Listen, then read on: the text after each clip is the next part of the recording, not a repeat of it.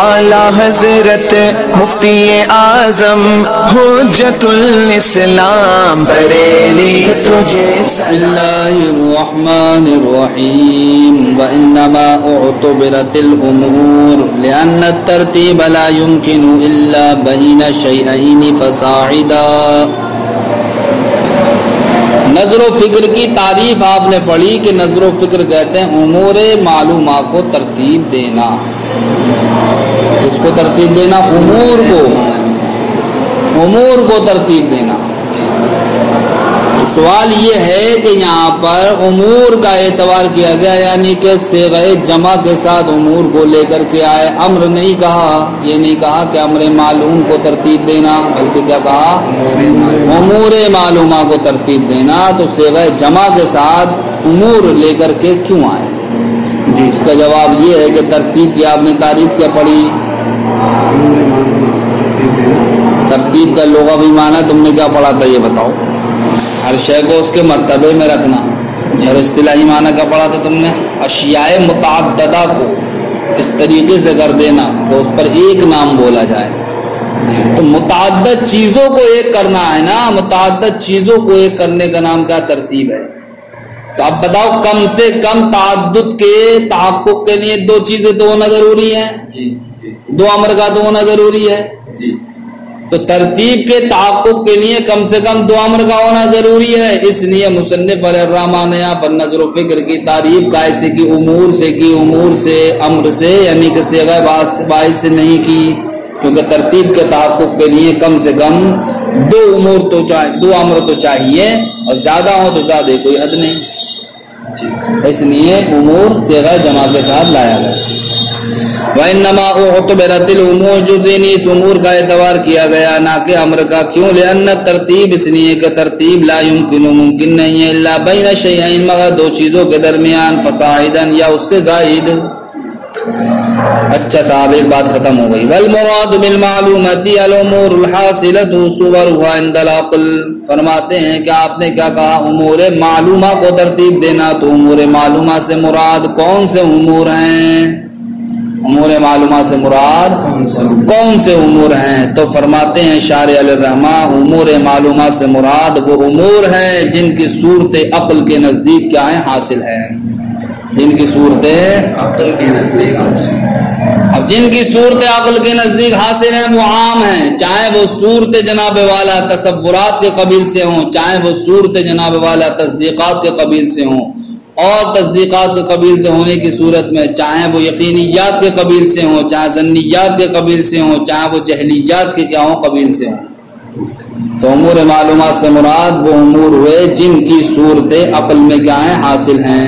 اور عقل میں جن کی صورتیں حاصل ہوتی ہیں وہ جناب والا کبھی تو تصور ہوتی ہیں، وہ کبھی کیا ہوتی ہیں؟ تصدیق ہوتی ہیں. لہذا امور معلومات سے مراد کیا ہوئے؟ امور معلومات چاہے وہ تصوریہ ہوں، چاہے وہ امور معلومات کیا ہوں؟ تصدیقیہ ہوں. امور معلومات سے مراد کیا ہے؟ عام ہے. کہتے ہیں والمراد بالمعلومات الامور الحاصلہ، امور معلومات سے مراد جناب والا وہ امور ہیں جن کی صورت عقل کے نزدیک حاصل ہوتی ہیں. وہی تتناول التصوریہ و تصدیقیہ، اور وہ صورت تصوریہ کو بھی شامل ہیں اور تصدیقیہ کو بھی، یعنی کہ یقینیات، ظنیات، جہلیات، ان تمام صورتوں کو شامل ہیں.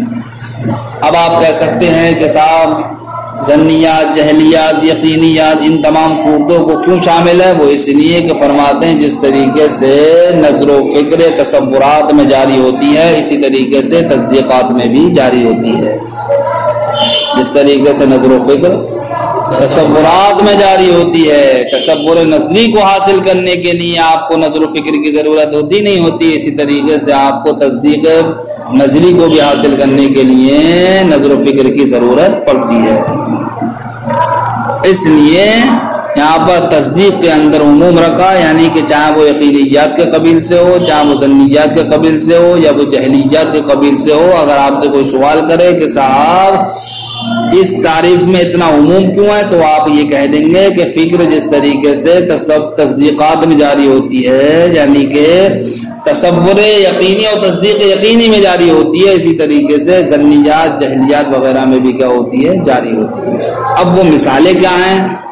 کہ جہاں پر فکر ظنیات میں جاری ہوئی ہو، جہاں پر فکر جہلیات میں جاری ہوئی ہو، تو اس کی مثال یہ پیش فرماتے ہیں۔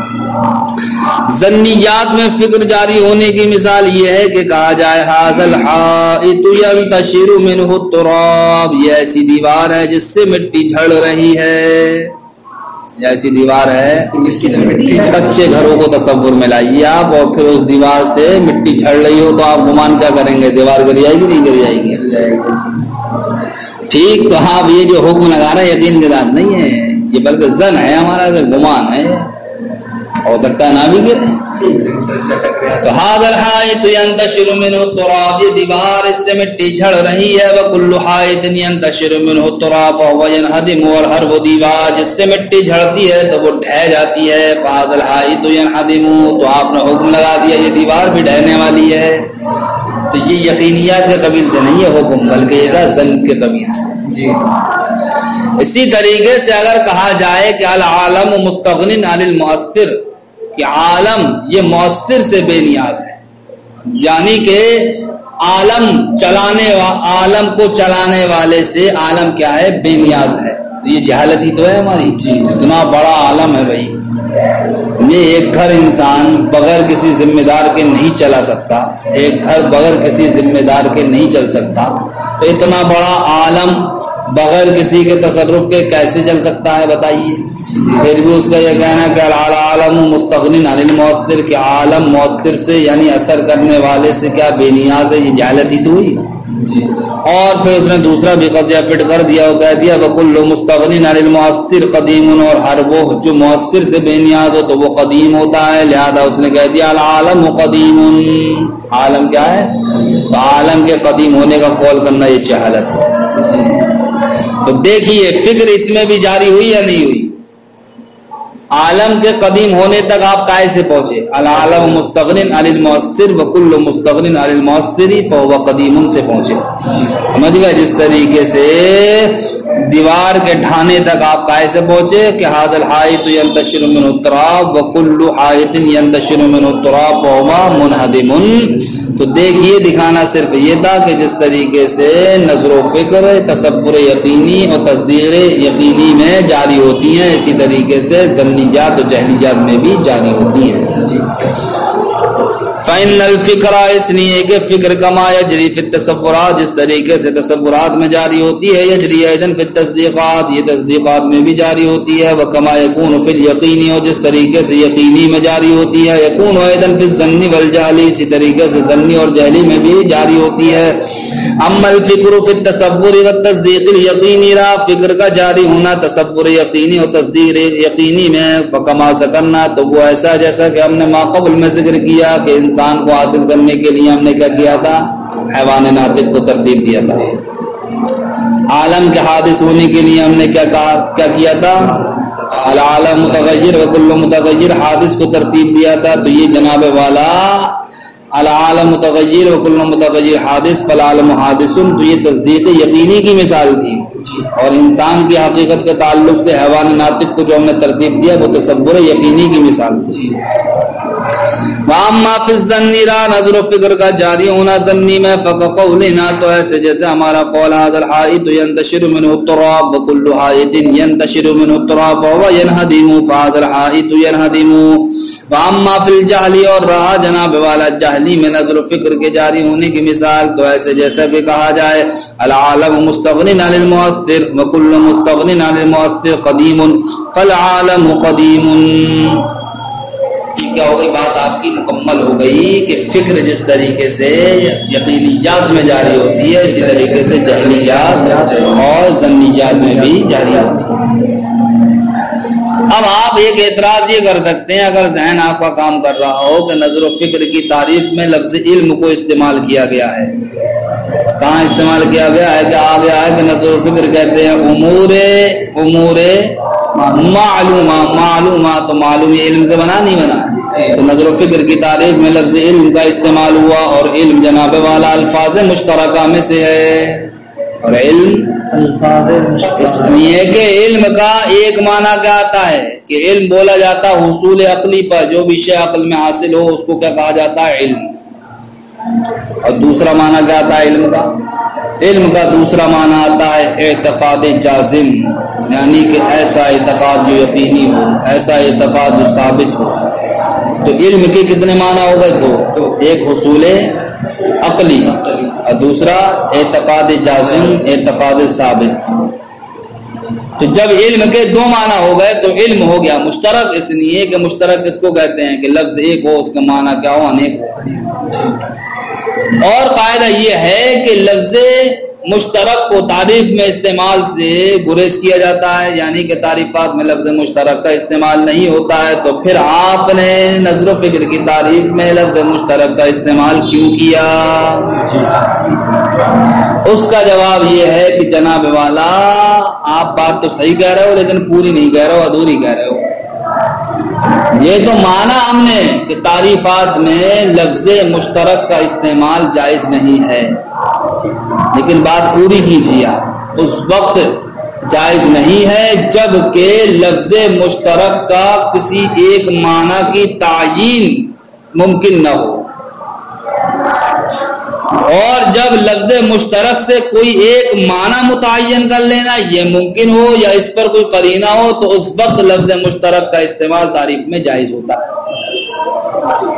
اب دیکھو بھائی لفظ مشترک کے تعلق سے دو باتیں ہو گئی یا نہیں ہو گئی؟ ایک تو یہ کہ لفظ مشترک کا استعمال تعریف میں جائز، اور ایک یہ کہ لفظ مشترک کا استعمال تعریف میں جائز نہیں۔ تو جائز کب ہے؟ جب کہ اس لفظ مشترک سے کوئی ایک معنی مراد لینے پر یا کوئی ایک معنی متعینہ پر قرینہ ہو، تب ایسی صورت میں لفظ مشترک کا استعمال جائز ہوتا ہے، اور جب قرینہ نہ ہو تب ایسی صورت میں لفظ مشترک کا استعمال جائز نہیں ہے۔ اور یہاں پر شارح کہتے ہیں کہ لفظ مشترک سے اس کا ایک معنی متعین مراد لینے پر قرینہ ہے۔ وہ قرینہ کیا ہے؟ وہ قرینہ یہ ہے کہ اس فن میں جہاں جہاں پر بھی لفظ علم بولا گیا ہے اس سے مراد حصول عقلی لیا گیا ہے۔ کیا لیا گیا ہے؟ حصول عقلی۔ لہذا اب یہاں پر بھی جو علم بولا گیا تو اس سے مراد بے حصول عقلی ہوگا، لہذا اب یہ قرینہ جب پا لیا گیا تو قرینے پائے جانے کی صورت میں تعریفات میں الفاظ مشترکہ کا استعمال جائز ہوتا ہے۔ اس لیے نظر و فکر کی تعریف میں لفظ علم کا استعمال کیا ہے؟ جائز ہے۔ فرماتے ہیں لا یقال، اعتراض نہ کیا جائے کہ العلم من الالفاظ المشترکہ، علم یہ قائم ہے سے الفاظ مشترکہ میں سے ہے، فإنه كما يطلق على الحصول العقلی، اس لیے کہ جس طریقے سے علم بولا جاتا ہے حصول عقلی پر، یعنی کہ علم کا ایک معنی کیا تھا؟ حصول عقلی، كذلك اسی طریقے سے يطلق على الاعتقاد الجازم المطابق الثابت، اسی طریقے سے علم بولا جاتا ہے اس اعتقاد پر جو یقینی ہوتا ہے، مطابق ہوتا ہے، ثابت ہوتا ہے۔ اب یہاں پر ایک بات اور سمجھ لو کہ علم کے دو معنی ہوئے، ایک کیا؟ حصول عقلی، یعنی عقل میں حاصل ہونے والی چیز کو کہا جاتا ہے علم۔ تو عقل میں حاصل ہونے والی چیز عام ہے یا نہیں ہے؟ جی سمجھ گئے، وہ چاہے تصور کے قبیل سے ہو یا تصدیق کے قبیل سے، ٹھیک۔ لیکن جب آپ نے کہا کہ علم کا ایک معنی آتا ہے اعتقاد جازم، تو یہ تو صرف اور صرف تصدیق ہی کو شامل ہوگا، جی تصدیق ہی کو کیا ہوگا؟ شامل ہوگا۔ تو لہذا دوسرے والے معنی کے اعتبار سے علم کیا ہو گیا؟ یہ خاص ہو گیا، اور پہلے والے معنی کے اعتبار سے علم کیا ہو گیا؟ یہ عام ہو گیا۔ یہ بھی طریقہ، ہاں وہ کہتے ہیں وَهُوَ أَخَصُّ مِنَ الْأَوَّلِ، اور یہ دوسرا والا معنی کیا ہے؟ پہلے والے معنی کے مقابل کیا خاص ہے؟ وَمِن شَرَائِطِ التَّعْرِيفَاتِ، اور تعریفات کی شرطوں میں سے ہے التحرز عن استعمال الالفاظ المشترکہ، الفاظ مشترکہ کے استعمال سے بچاؤ۔ تو پھر آپ نے لفظ علم کو کیوں ذکر کر دیا جب یہ الفاظ مشترکہ میں سے؟ لأن یہاں سے جواب دیتے ہیں اس لیے کہ ہم کہتے ہیں الفاظ المشترکہ، کیا الفاظ مشترکہ لا تستعمل فی التعریفات، یہ تعریفات میں استعمال نہیں ہوتے ہیں، کب؟ مگر الا اذا قامت قرینۃ، یہ تعریفات میں استعمال نہیں ہوتے ہیں مگر جب کہ کوئی قرینہ قائم ہو، تدل جو دلالت کرنے والا ہو، علی تعیین المراد من معانیہ، مشترک کے معانی میں سے کسی ایک معنی متعینہ پر، تب ایسی صورت میں اب اللہ کے ذریعے نفی کرو نا ما قبل کی، جی ما قبل میں کیا کہا گیا کہ الفاظ مشترکہ لا تستعمل فی التعریفات، تعریفات میں استعمال نہیں کیے جاتے ہیں مگر، اب مگر کے ذریعے سے استعمال نہ ہونے کی نفی ہوگی یا نہیں ہوگی؟ تو اب کیا ثابت ہوگا؟ استعمال ہوتا ہے کب؟ جب کہ کوئی قرینہ ہو ایسا جو دلالت کرے الفاظ مشترکہ کے معنی میں سے کسی ایک معنی متعینہ پر۔ وہاں ہونا قرینۃ دالۃ، اور یہاں پر جناب والا ایسا قرینہ ہے جو دلالت کر رہا ہے اعلی ان المراد بالعلم، اس بات پر کہ مراد علم سے المذکور جو علم ذکر کیا گیا بالتعریف، تعریف میں کیا ہے؟ الحصول العقلی، حصول عقلی مراد ہے علم سے۔ کیوں؟ فإنه لم يفسره في هذا الكتاب الا به، اس لیے کہ اس کتاب میں جہاں جہاں لفظ علم ذکر کیا گیا ہے وہاں حصول عقلی کے ذریعے سے ہی اس کی تفسیر کی گئی ہے۔ اس لیے یہاں پر بھی جب علم کا استعمال ہوا تو اس سے بھی مراد کیا ہوگا؟ حصول عقلی۔ لہذا جب قرینہ یہاں پا لیا گیا تو الفاظ مشترکہ کا استعمال درست ہو گیا۔ اچھا صاحب، کیا کہا آپ نے؟ امور معلومہ کو ترتیب دینا، کائے کو حاصل کرنے کے لیے، مجہول کو حاصل کرنے کے لیے۔ تو مطلوب آپ کا کیا ہے؟ مجہول، جس کو حاصل کر رہا ہو مطلوب ہی تو ہے جی، اس کے ساتھ آپ نے قید لگا دی کہے گی مجہول کی۔ اب سوال یہ ہے کہ مطلوب میں مجہول ہونے کا اعتبار اور جن امور سے آپ حاصل کر رہے ہیں ان امور کے معلوم ہونے کا اعتبار ایسا کیوں ہے؟ تو وہ تو بات ماقبل میں گزر گئی کہ جن امور سے ہم حاصل کریں گے اگر وہ ہمیں معلوم ہی نہیں ہوں گے تو پھر حاصل کیسے کریں گے جی؟ اس لیے وہ امور جن سے ہم حاصل کریں کسی شے کو ان کو معلوم ہونا ضروری ہے۔ لیکن مطلوب کا مجہول ہونا کیوں ضروری ہے؟ مطلوب کا مجہول ہونا اس لیے ضروری ہے کہ اگر ہمارا مطلوب مجہول نہ ہو بلکہ ہمیں معلوم ہو، تو اب بتاؤ ایسی صورت میں تحصیل حاصل لازم آئے گا یا نہیں آئے گا؟ یعنی معلوم شے کو پھر معلوم کرنے میں لگے ہوئے ہو۔ اور دوسری بات یہ بھی ہے کہ جو چیز آپ کو معلوم ہے پھر اس پر آپ آگاہی تھوڑی حاصل کریں گے، وہ تو پہلے سے ہی آپ اس سے کیا آگاہ ہیں۔ تو جس چیز سے انسان آگاہ ہو پھر اسی چیز پر آگاہ ہو، یہ اس کے لیے کیا ہے؟ محال۔ تو دو محال لازم آئیں گے۔ ان دو محالوں سے بچنے کے لیے مطلوب میں جہالت کا اعتبار کیا گیا۔ وَإِنَّمَا اُعْتُبِرَ الْجَهْلُ فِي الْمَطْلُوبِ، جزینیز مطلوب میں جہالت کا اعتبار کیا گیا۔ کہاں؟ حیث، جہاں قال کہا گیا للتعدی الی المجہول، جو امور معلومہ مجہول تک پہنچانے والے ہیں۔ کیوں؟ لاستحالۃ استعلام المعلوم، اس بات کے محال ہونے کی وجہ سے کہ معلوم چیز پر آگاہی کیا ہے؟ محال ہے۔ اور تحصیل الحاصل، اور تحصیل حاصل بھی کیا ہے؟ محال ہے۔ اب مطلوب سے مراد یہاں پر کیا ہے؟ عام ہے۔ مطلوب ہمارا تصور کے قبیل سے بھی ہو سکتا ہے، مطلوب ہمارا تصدیق کے بھی قبیل سے ہو سکتا ہے۔ ہاں اتنا ضرور ہے کہ اگر ہمارا مطلوب تصوری ہوگا تو پھر امور معلومہ تصوریہ سے حاصل ہوگا، اور اگر مطلوب ہمارا تصدیقی ہوگا تو امور معلومہ تصوریہ سے نہیں بلکہ امور معلومہ تصدیقیہ سے حاصل ہوگا۔ وَهُوَ عَامٌ، و مطلوب کیا ہے؟ عام ہے، یعنی کہ ان یکون تصوریًا او تصدیقیًا، یا تو تصوری ہوگا یا تصدیقی ہوگا۔ اما المجہول التصوری، رہا جب مطلوب ہمارا مجہول تصوری ہو فاکتسابہ من الامور التصوریہ، تو اس کا حصول امور تصوریہ سے ہوگا۔ اما المجہول التصدیقی، رہا مجہول تصدیقی، ہمارا مطلوب کیا ہو؟ مجہول تصدیقی ہو فاکتسابہ من الامور التصدیقیہ، تو پھر اس کا حصول امور تصدیقیہ سے ہوگا۔